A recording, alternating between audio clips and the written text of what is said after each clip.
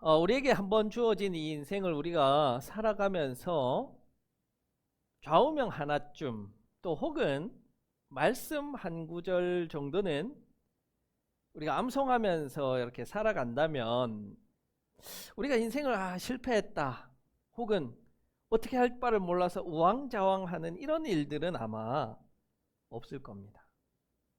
또 한 분야에서 성공한 사람들의 그 인생 이야기를 들어보면요, 자신이 이 좌우명 하나쯤은 누구나가 다 가지고 있는 그런 것들을 보게 됩니다. 이제 앞으로 살아갈 날들이 많은 우리 청년들 그리고 우리 청소년,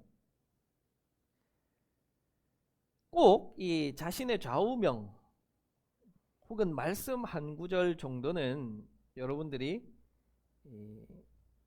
만들어서 혹은 좋은 게 있으면 그것을 가져다가 여러분의 것으로 좀 삼으면 좋겠습니다. 저는 이 좌우명 하나가 있고요, 또 말씀이 한 구절 있습니다. 먼저 말씀부터 하나 보면요, 시편 말씀인데요, 118편 6절이에요. 제가 이 청소년 시절에 이 말씀 하나님에게 저에게 주시고 지금까지 20년 동안 이 말씀 하나 딱 붙잡고 살아왔는데요, 여호와는 내 편이시니 내가 두려워하지 아니하리니 사람이 내게 어찌할까. 지금까지 저는요, 이 말씀 붙들고 살아왔고 앞으로도 이 말씀 붙들고 살아갈 겁니다. 하나님께서 제 편이시기 때문에 저는 아무것도 두려운 게 없습니다. 무엇이 두렵지 않습니다. 세상이 두렵지 않습니다.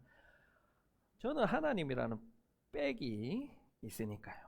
그래서 세상 앞에 당당하게 살아갑니다. 비록 세상 앞에 내세울 거는 없습니다. 대단한 건 없어요. 물론 우리 부모님들은 제가 최고인 줄 알지만 제가 최고는 아닙니다. 많은 이들을 만나보니까. 그래도 불구하고 저는 하나님이 계시기 때문에 누구보다도 당당하게, 누구보다도 자신 있게, 누구보다도 즐겁게 살아갑니다. 좌우명은 이렇습니다. 바로 오늘 우리 말씀 제목이에요. 하루는 성실하게, 인생은 되는 대로. 저에게 주어진 이 하루하루를 정말 최선을 다해서 좀 성실하게 살아가려는 그런 좌우명이에요. TV를 보거나 다른 사람의 이야기를 들을 때 저는 항상 이 도전을 받습니다. 도전을 받아요. 저 사람은 저렇게 열심히 해서 저렇게 노력하고 수고해서 성공할 수 있었구나.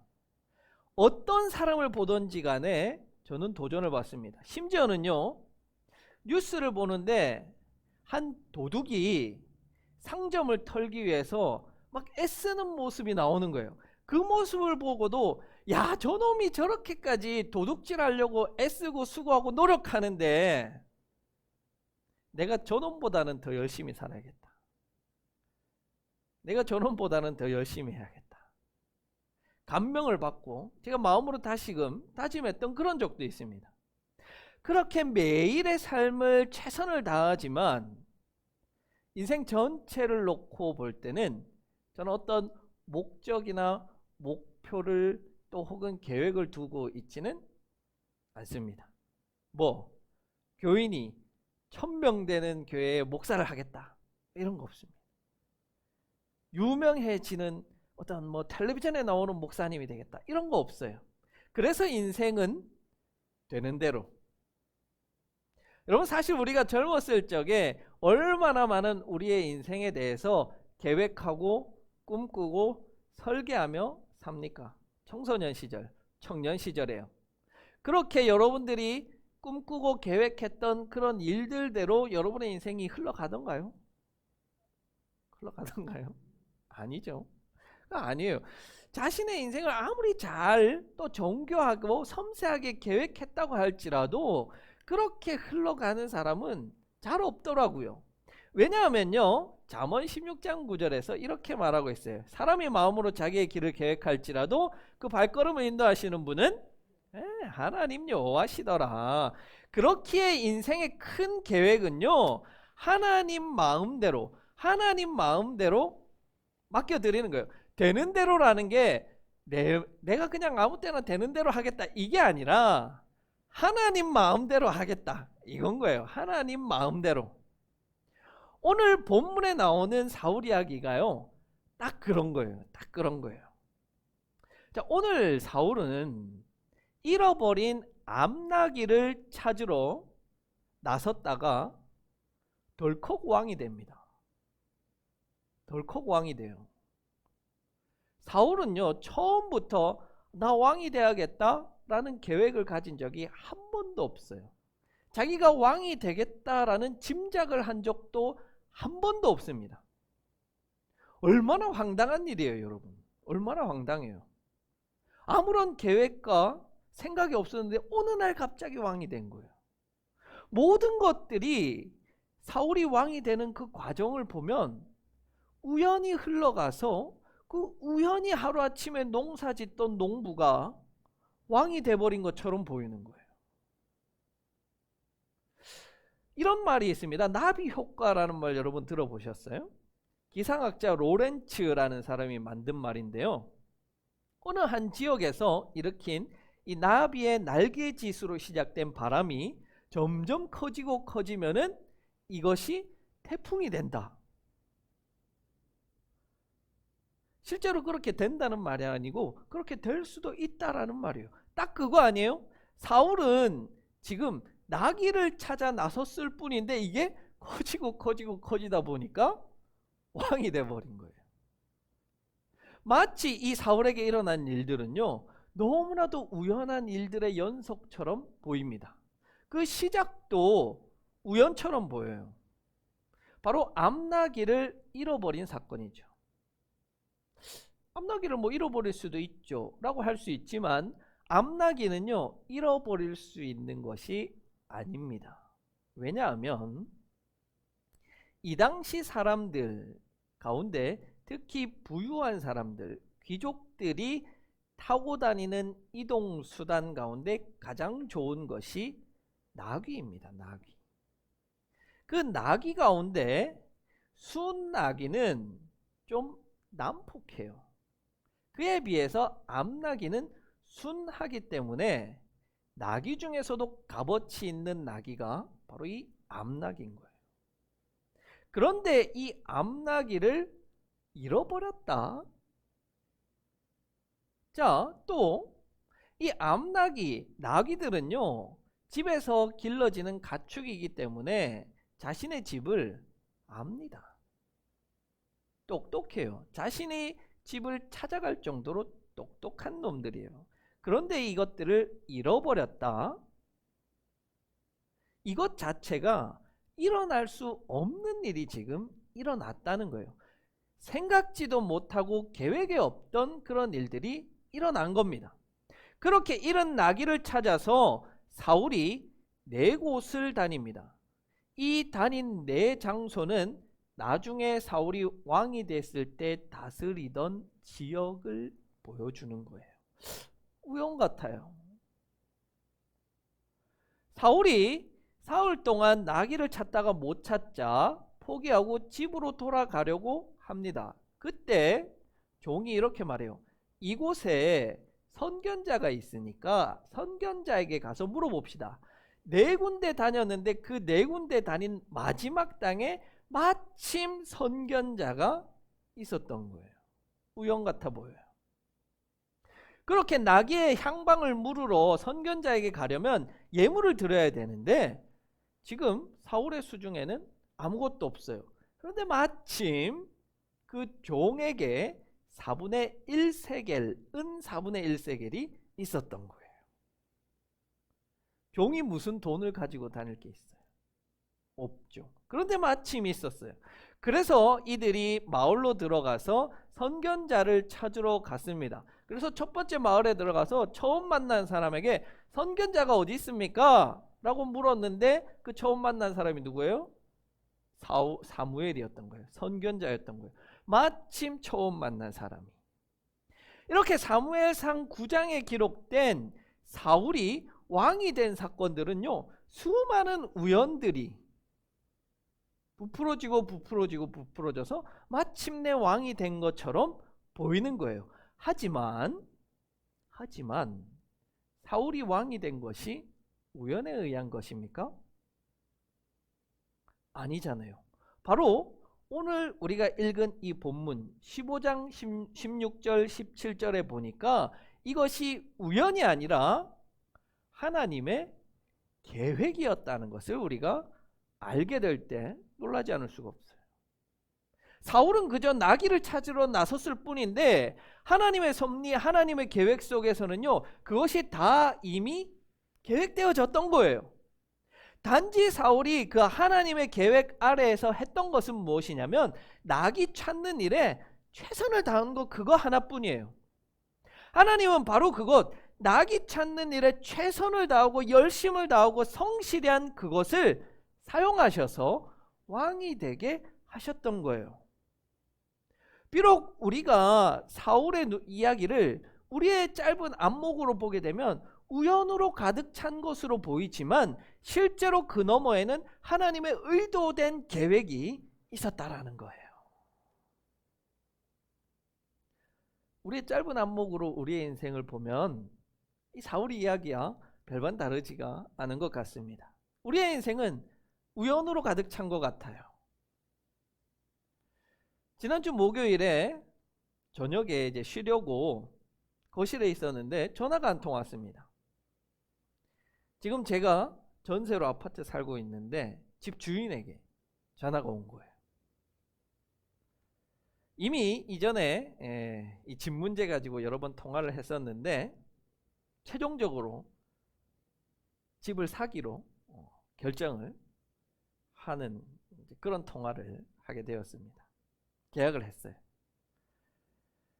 불과 1년 전까지만 해도 주인이 지금 말한 그 금액보다 훨씬 싼 금액, 1,000만 원이나 싼 금액으로 아파트를 사라 그랬어요.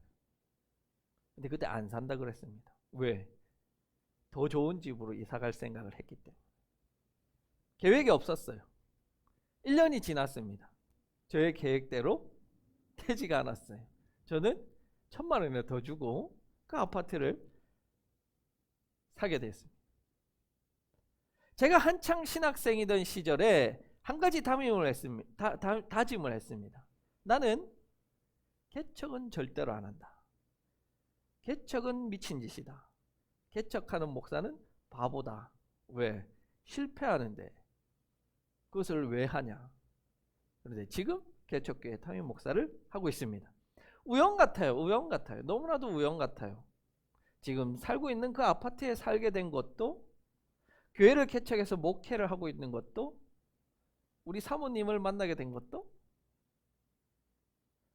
심지어는 사랑하는 우리 부모님을 만나게 된 것도 우연 같아요. 제가 선택하지 않았어요. 저의 부모가 되어달라고. 아들로 태어나라고 선택하지 않았어요. 우연 같아 보여요. 우리의 짧은 안목으로 그렇게 세상을 보고 인생을 보면 우리의 인생은 우연으로 가득 차 있는 것처럼 보이는 거예요. 하지만 길지도 않아요. 자신의 인생을 뒤돌아보면, 내 인생을 뒤돌아보면 우연 같았던 것들이 참 어떻게 이럴 수 있나, 참 어떻게 이렇게 하나님의 계획대로 흘러갔나, 하나님의 섭리대로 하나님의 은혜 가운데 있었다는 것을 우리가 고백하지 않을 수가 없잖아요. 메이 라일리 스미스라는 사람이요, 이런 글을 하나 썼는데요. 하나님은 최선을 알고 계신다 라는 글이에요. 한번 볼까요? 제가 읽어보겠습니다.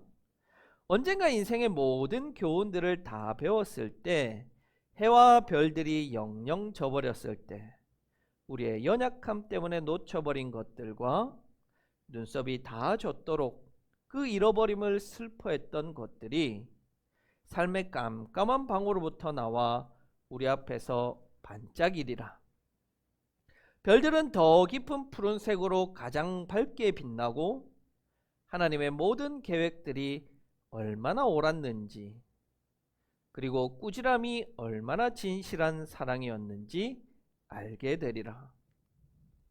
그러니 만족하고 가난한 마음을 가지라. 하나님의 계획은 티 없이 하얀 백합과도 같이 펼쳐지리라. 인내를 거쳐 우리 그 땅에 이르리니 신발끈 풀어 피곤한 발 쉬게 하며 확실히 보고 알게 되는 때가 오리니 그때 우리가 이렇게 고백하리라. 하나님은 최선을 알고 계셨다. 하나님의 백성, 하나님의 자녀들에게는요, 우연이라는 것이 없습니다. 우연히 일어나는 일은 하나도 없습니다. 그저 우리에게 일어나는 그 소소하고 예측하지 못했던 일들 하나하나가 사실은 다 하나님의 계획 아래에 있다는 거예요. 다만 우리의 짧은 안목으로 보니까 그 하나님의 계획, 하나님의 섭리, 은혜는 보이지 않고 우연만 있더라는 거예요. 그래서 세상 사람들은요, 우리를 향해서 이렇게 손가락질합니다. 뭐야? 하나님 믿는 사람도 우리랑 똑같네. 뭐야? 교회 그렇게 열심히 다닌다고 해도 똑같이 힘든 일 일어나네. 똑같이 사업 망하네. 똑같이 실패하네. 가정의 어려움을 겪네. 큰일을 당하네. 그렇게 이야기합니다. 그들은 그 일들 속에서 하나님의 계획하심과 섭리를 보지 못하겠지만 믿음의 눈을 들어서 우리가 그것을 볼 때 그 속에서 역사하시는 하나님의 섭리와 계획이 있음을 우리는 보고, 우리는 믿고, 우리는 그것을 위해서 우리의 삶을 최선을 다해서 사는 거예요. 하나님은 그 세세한 우연을 가장한 하나님의 섭리, 하나님의 계획, 하나님의 역사를 우리에게 보여주시고 들려주시고 경험케 하시는데, 그때 우리의 영의 눈이 깨어 있다면, 뜨여 있다면 그 일들 가운데 행하시는 하나님의 역사를 보게 될 것이고, 우리의 영의 귀가 열려 있다면 하나님의 메시지가 들릴 것이고, 우리의 영에 깨어져 있다면 하나님께서 나에게 주시는 그 음성이 들리게 된다라는 것이에요. 반대로 당연히요, 우리의 영의 눈이 닫혀 있고 귀가 닫혀 있고 영이 죽어 있다면 그런 일들이 우리에게 일어났을 때 세상 사람들이 대하는 방식과는 크게 차이가 없을 거라는 거예요. 원망하고 불평하고 좌절하고 낙심하고. 이게 차이인 거예요. 이게 차이인 거예요. 똑같이 예수 믿는 사람도 교통사고 나고 예수 믿지 않는 사람들도 교통사고를 나요. 하지만 하나님 믿지 않는 사람들이 이렇게 말할 거예요. 에이, 재수 없어. 재수 없어가지고 이런 일이 나네. 우연히 일어났다는 거예요. 팔자가 좋지 않아서 그런 일이 일어났다는 거예요. 그러나 우리 믿는 자들은 다른 거예요. 그 속에서도 우리는 하나님의 메시지, 하나님의 계획, 하나님의 섭리를 보고 발견하는 자들이 우리인 거예요. 그 사건을 통해서 하나님께서 어떻게 새로운 일들을 만들어 가실지, 어떻게 나를 들어서 사용하실지 그것을 보고 기대하는 사람들이 우리라는 거예요. 그래서요, 저는요, 삶이라는 것이 너무 기대가 돼요. 뭐가 하나님께서 내 인생을 도대체 어떻게 사용해 가실까? 어떻게 이끌어 가실까? 교회도 마찬가지예요. 하나님께서 도대체 우리 북삼 초대교회를 어떻게 사용하실까? 너무나 기대가 되는 거예요. 여러분을 향한 것도 마찬가지죠. 여러분들을 향해서 하나님은 어떤 계획을 가지고 계시길래 지금 내가 이 자리, 이 상황 속에서 있게 하신 것일까? 여러분들을 보면서도 저는 기대가 되는 거예요. 인생이. 여러분들도 기대가 되세요? 궁금하세요? 기대하셔야 돼요. 우리가 갓난쟁이를 볼 때 이 아이가 커서 참 어떻게 될까, 어떤 훌륭한 사람들이 될까 기대하는 것처럼 하나님의 자녀인 나를 하나님께서 어떻게 들어서 사용하시고 어떻게 하나님의 계획을 이루어 가시는 도구로 사용하실까 기대하는 그 마음이 우리 가운데 있어야 한다는 거예요. 그것이 인생이 되는 대로라는 거예요. 누구? 하나님 마음대로. 그렇게 우리가 인생에 대해서 기대할 때 사실 조금 더 중요한 것은요, 하루는 성실하게가 더 중요한 거예요. 왜냐하면 인생은 되는 대로는 내 영역이 아니기 때문에 그래요. 하나님께 맡겨드리는 것이라면 하루하루의 삶은 내가 최선을 다하는 거예요. 성실하게 하는 거예요. 하루는 성실하게가 없으면 인생은 말 그대로 되는 대로 되는 거예요. 사라지는 대로 사라지는 거예요. 그런 삶이 여러분 얼마나 쓸모없는 삶인지 여러분들도 어떤 사람들을 보아서 알고 계시잖아요. 타락하기 전에 사울의 모습을 우리가 한번 보면요, 참 훌륭해요. 멋진 사람이에요. 겸손하고 성실한 사람입니다. 특히 이 나귀를 찾는 사울의 모습 속에 발견할 수 있는 것은 성실을 우리가 볼 수 있습니다. 사울의 집안을 설명할 때요, 1절에서 사울의 집안은 유력한 집안이라고 나옵니다. 유력한 집안. 여기서 이 유력하다라는 표현은요, 히브리어 하일이라는 표현인데요, 이 단어는 두 가지 뜻이에요. 하나는 금전적으로 부자이거나 하나는 군사로 강하거나. 그렇다면 이 사울의 집안은 부자라는 뜻이에요. 부자, 부유하다는 거예요. 사울이 몇 마리의 나귀를 잃어버렸는지 모르지만 그 잃어버린 나귀를 별로 대수롭게 여기지 않을 만큼 사울의 집은 부자라는 말이에요.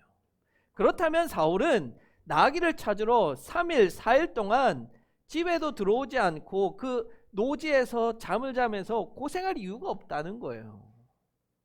뭐 하루쯤 이렇게 찾아보고 아버지 없어요, 새로 삽시다, 그렇게 하면 되지만 그렇게 하지 않고 사울은 자신에게 맡겨진 일에 최선을 다했다는 거예요.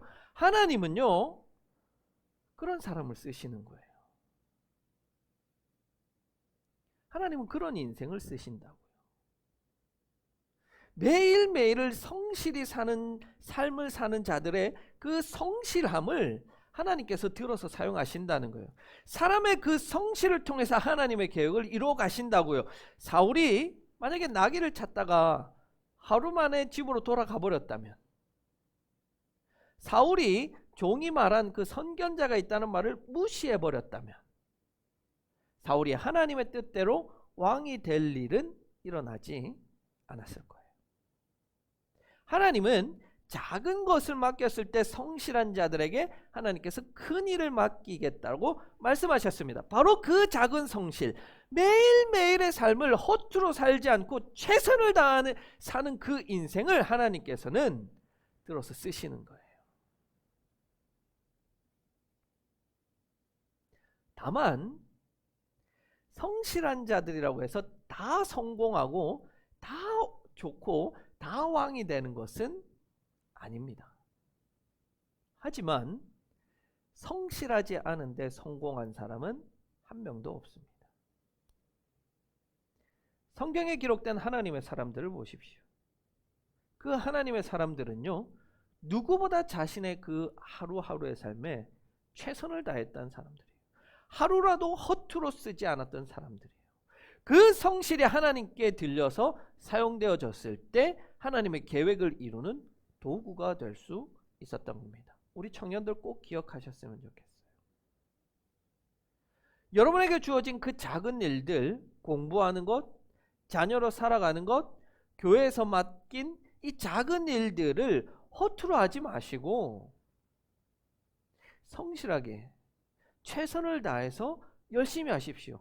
그것이 지금 당장에는 보상이 주어지지 않고 남이 알아주지 않을지라도 하나님은 보고 계시고 하나님은 그 성실함을 들어서 하나님은 크고 놀라운 계획을 이루어 가시는 도구로 여러분들을 쓰실 것입니다. 그렇게 하나님께서 사용하시는 우리 청년들이 되기를 바랍니다. 사랑하는 우리 북삼 초대교회 성도 여러분, 여러분들도 그렇게 사십시오. 하루는 성실하게 주어진 매 순간을 허투루 쓰지 말고 최선을 다해서 살아가십시오. 그리고 인생 전체는 하나님께 맡겨버리십시오. 왜냐하면 그렇게 사는 인생을 하나님은 들어서 쓰실 것이기 때문입니다. 하나님께서 여러분을 사용하시기 때문입니다.